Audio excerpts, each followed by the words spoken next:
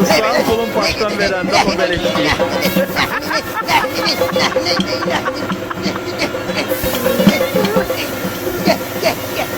Siz olur. Maşını kraskevçiyə verəndə uşağın pulun baştan vermir. Bu belə işləyirlər yoxsa.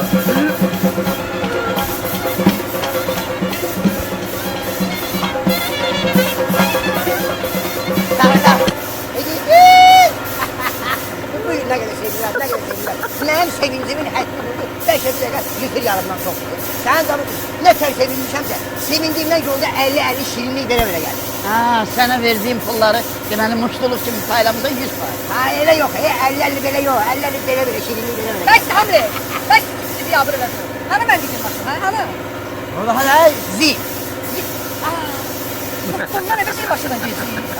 Hadi bir an telefonda mənim düşün. Ha bu böyük maşın olsun. Ha böyük maşındır. İsten gelip kamaz gel. Tüh senin başına. Ben uzunluğunu dedim, ne uzun olsun. Hündürlüğünü yok. Ne çok senin müziğine